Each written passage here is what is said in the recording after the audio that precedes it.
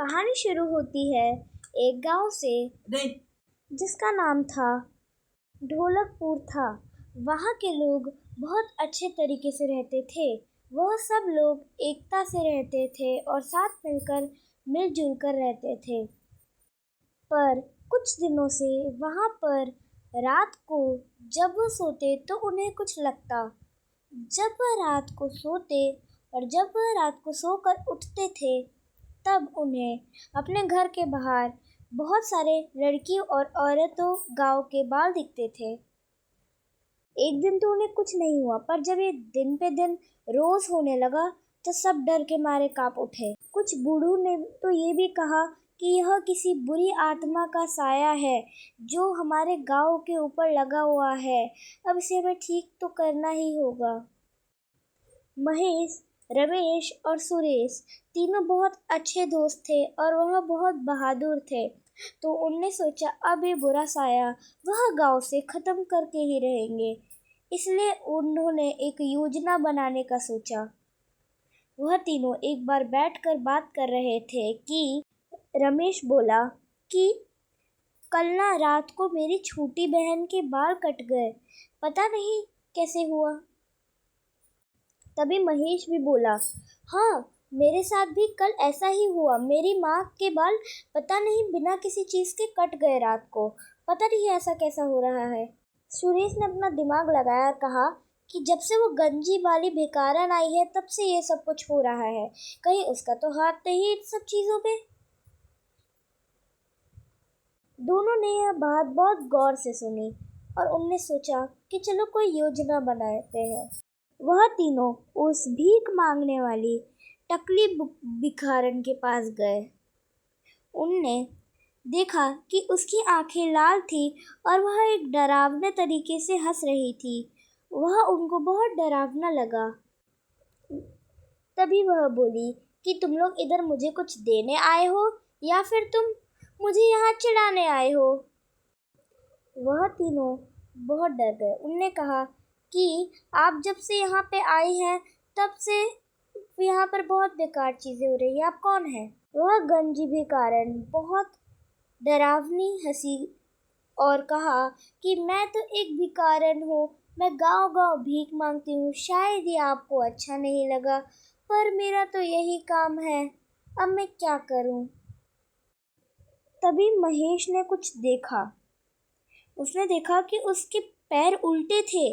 वह डर गया ये सुनकर और उसने अपने दोस्तों को उस भिखारन से पीछे हटने के लिए कहा।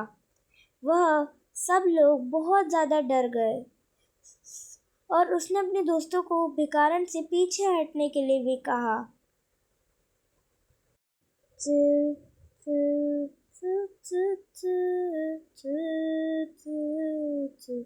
रात को महेश पीछे छुपा और उसने हिम्मत जुटाकर उस गंजी चुड़ैल की पीछा करने का सोचा।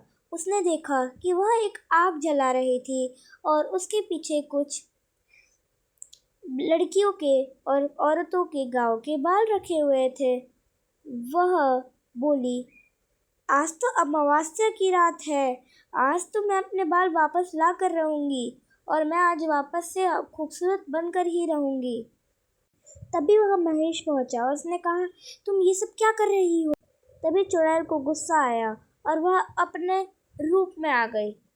हा हा हा हा हा हा हा हा हा, मैं एक चुड़ैल हूँ। मैं यहाँ पर अपने बाल वापस उगाने आई हूँ, इसलिए मैंने गांव के लड़कियाँ और औरत के बाल काटे हैं ताकि मैं अपने बाल उगा सकूँ और वापस खूबसूरत बन सकूँ। हा हा हा हा हा, अगर तुमने ये किसी को बताया तो मैं तुम्हें भी जान से मार दूंगी। तुम्हें यह किसी को नहीं बताना है। महेश बहुत ज़्यादा डर गया और पीछे हट गया। तभी वहाँ पर उसके दोनों दोस्त आ गए। वह भी बहुत आश्चर्यचकित रह गए कि यह एक चुड़ैल बन कैसे गई। पर चुड़ैल ने उनसे कहा कि तुम लोग मेरे मुकाबले करने लायक नहीं हो और उसने ताकत से उसने सबको पीछे फेंक दिया और कहा, हा हा हा हा, तुम लोग मेरा मुकाबला कभी नहीं कर सकते हो। मैं एक चुड़ैल हूँ और तुम क्या? तुम तो एक आम इंसान हो। तुम मेरा मुकाबला कभी नहीं कर पाओगे। मेरे पास बहुत शक्तियाँ हैं और आज मैं अपने आप को खूबसूरत भी बनाऊंगी। जब मेरा यह हो जाएगा तो जितने भी लोगों के मैंने बाल लिए उनके बाल कभी नहीं आएंगे। यह सुनकर उन्हें बहुत डर लगा, मगर वह अभी भी पीछे नहीं हटना चाहते थे। तभी उसने देखा कि उसके बगल में एक लोहे की मूर्ति पड़ी हुई है। उसने कहा, अरे मूर्ति, इससे तो उसकी शक्ति कम हो सकती है। उनने वह मूर्ति उठाई और वो मूर्ति को उसकी तरफ फेंक दिया। वह चमकी और जो वो थी वो गिर पड़ी। उसकी आंखों में डर दिखने लगा।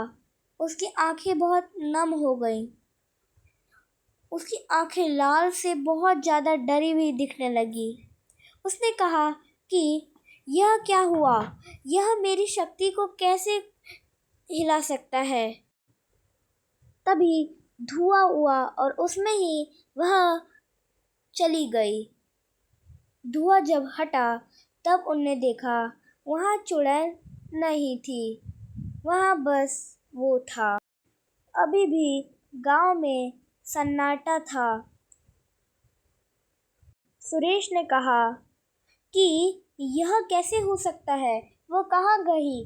मुझे नहीं लगता कि अभी वो मरी होगी। तभी महेश कहता है कि कहीं लगता है कहीं वो छुपी है या फिर वो किसी और गांव गई है अपने वो बढ़ाने। तभी महेश कहता है कि हाँ, मुझे भी लगता है कि अभी वो भागी तो नहीं होगी। तो वो लोग फिर मंदिर जाने का फैसला करते हैं और वो लोग मंदिर जाते हैं और वहाँ पर वो लोग दीप जलाते हैं। यह चीज़ उन्होंने किसी गांव वाले को नहीं बताया कि उनने यह सब किया है। वह ऐसा ही रहना चाहते थे। कुछ दिनों बाद वापस वह एकता से रहने लगे, पर डर तो उन्हें अभी भी लग रहा था।